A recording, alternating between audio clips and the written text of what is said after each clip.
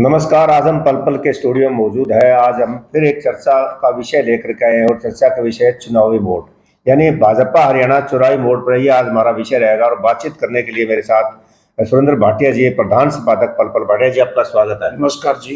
भाटिया जी, अब भी देख रहे हो कि जिस तरह से हरियाणा के अंदर जो जो चुनाव नजदीक आ रहे 2024 का, भाजपा भी चुनाव मोड में आ गई है। पहले दूसरी पार्टियों की हम बाद में बात करें, पहले भाजपा की बात करते हैं। भाजपा चुनावी मोड में आ गई है, तो क्या कहना चाहेंगे? किस तरह से जो अलग अलग उनके प्रोग्राम है, चाहे मुख्यमंत्री की तरफ से प्रोग्राम किए जा रहे हो, चाहे उनको दिल्ली में प्रधानमंत्री द्वारा बैठक ली जा रही हो, क्या तमाम किस तरह के आप क्या कहते हो? ऐसा जी, भारतीय जनता पार्टी को ये ज्ञान है, क्योंकि भारतीय जनता पार्टी सर्वे की पार्टी है।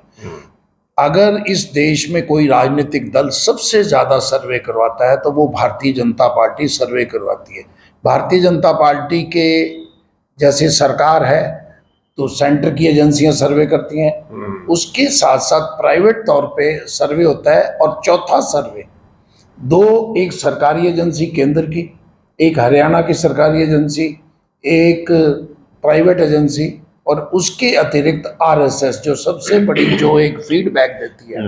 आरएसएस का जो फीडबैक है हरियाणा के लिए वो बहुत अहम फीडबैक होती है। वो अहम के साथ साथ वो बहुत अच्छा नहीं है।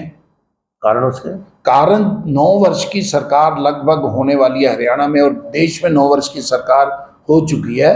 तो 9 वर्षों के बाद जो जन समस्याएं होती हैं, जो जन भावनाएं होती हैं, कोई भी सरकार, रामराज में भी सारी लोगों की भावनाओं को पूरा नहीं किया जा सकता। ये तो आज कलयुग में हम हैं, और यहाँ तो लोगों के प्रति बहुत ज़्यादा जो है सरकार के प्रति आक्रोश है। जैसा कि मुख्यमंत्री पहले जन संवाद पे निकले, सिरसा में जो 3 जगह पे उनका लगभग विरोध हुआ, पार्टी के सभी नेताओं ने बहिष्कार किया। महेंद्रगढ़ में जो जिस ढंग से उनके साथ एक गांव के लोगों ने 2-3 घंटे तक उनका विरोध किया, तो ये चीजें सारी फीडबैक राष्ट्रीय स्तर पर पार्टी को हैं। और कल, जैसा कि आपने पहले बताया, कल देश के प्रधानमंत्री और भारतीय जनता पार्टी के राष्ट्रीय अध्यक्ष जेपी नड्डा ने सभी मुख्यमंत्रियों, हरियाणा में तो शासित प्रदेश बीजेपी शासित प्रदेशों में सबसे बातचीत की, और सबको एक एजेंडा दिया है कि आपने किस लाइन पर बात करनी है। मोदी जी के 9 वर्षों के जो उपलब्धियां हैं उनको बताना है। आप देखेंगे अगले 1-2 दिनों में जैसे Bharatiya Janata party action mode पे आएगी, तो भारतीय जनता पार्टी हरियाणा में हरियाणा की बात नहीं करेगी, वो मोदी जी की उपलब्धियां गिनाएगी, क्योंकि उनके पास निश्चित रूप से प्रधानमंत्री के रूप में एक चेहरा है। लेकिन जो आपने जिक्र किया कि मोदी जी के चेहरा गिनवाएंगे, लेकिन कर्नाटक में ये जादू नहीं चला। नहीं, क्योंकि लोकल समस्याएं थी। कर्नाटक जो सबसे बड़ी बात थी, कर्नाटक जो सबसे बड़ी बात थी, पिछली बार भारतीय जनता पार्टी ने जोड़ तोड़ करके, देखो 87 और 82 में हम देख चुके हैं। हरियाणा की हम बात करेंगे तो उसका उदाहरण मैं आपको लेके आऊं। 82 में जो राज्यपाल महोदय ने देवीलाल जी को सोमवार बुलाया था शपथ के लिए, और रविवार को शपथ दिला दी भजनलाल जी को। उस समय ये जो था, दल बदल विधेयक भी नहीं था, दल बदल कानून नहीं था, विधायक भागे और भजनलाल के पाले में चले गए। तो 87 में चौधरी देवीलाल को आप जानते हैं कितना बड़ा जनाधार मिला था।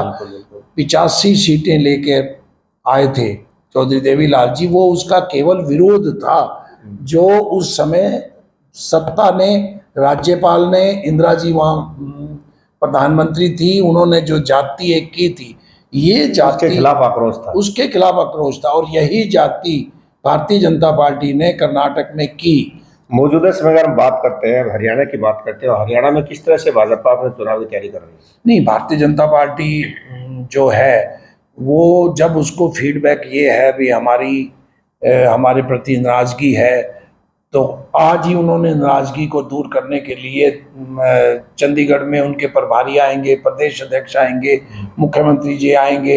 एक 5 स्टार होटल में सबसे पहले उन्होंने मीडिया के कुछ चुनिंदा लोगों को बुलाया है, तो वो अपनी बात रखेंगे। ये प्रेस कॉन्फ्रेंस में जो विपुल देव हैं वो प्रभारी भी होंगे, कुछ 1-2 मंत्री, सीनियर मंत्री, शायद अनिल विज जी को भी वो होंगे वहाँ, और जो गुज्जर हैं, कंवरपाल गुज्जर हैं, वो भी होंगे। 6-7 लोग, बड़े लोग जो भारतीय जनता पार्टी के मंत्री हैं, प्रदेश अध्यक्ष हैं, वो लोग होंगे और मीडिया को अपनी बात रखेंगे और निश्चित रूप से वो मोदी जी की 9 वर्षों की उपलब्धियां ही गिनाएंगे, आप देखेंगे। भाजपा सरकार में सहयोगी पार्टी है जेजेपी, तो आप क्या समझते हैं कि जेजेपी की किस तरह चुनावी तैयारी चल रही है, किस तरह चुनावी मोड में जेजेपी है? वैसे तो देखो, हम जेजेपी पे 1-2 दिन बाद बात करेंगे, लेकिन इस समय सभी चुनावी मोड पे आ चुके हैं। कांग्रेस पार्टी, जिसका कोई संगठन नहीं है, आपने देखा होगा, वो भी चाहे दीपेंद्र हुड्डा दौरे कर रहा है, चाहे कुमारी शैलजा कल फतेहाबाद में प्रेस कॉन्फ्रेंस की है, उससे पहले पलवल में की है, दीपेंद्र हुड्डा अलग से कर रहा है।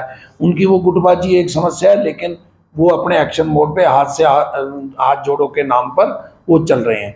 जेजेपी में दुष्यंत चौटाला और अजय सिंह जी, निशांत सिंह जी वो लगे हुए हैं, दिग्विजय चौटाला भी लगे हुए हैं, वो अपने हिसाब से कर रहे हैं। उधर इनेलो की परिवर्तन यात्रा चल ही रही है।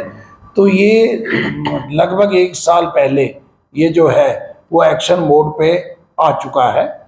पूरा राजनीतिक तंत्र जो है, जो सारी हमारी राजनीतिक पार्टियां हैं, वो एक्शन मोड पे हैं। लेकिन भारतीय जनता पार्टी क्योंकि सत्ता में है, डबल इंजन की सरकार है, तो वो ज़्यादा एक्शन मोड पे आपको दिखाई देंगे, आप अगले 1-2 दिनों में देखेंगे। थैंक यू भाटिया जी इस चर्चा करने के लिए। तो ये थे सुंदर भाटिया जी, जिन्होंने साफ तौर पर इस तरह की जो राजनीतिक चर्चाएं करते रहते हैं, उसके अंदर आज जो खास मुद्दा था कि किस तरह से सभी राजनीतिक पार्टियां चुनावी मोड में, इस पर उन्होंने चर्चा की।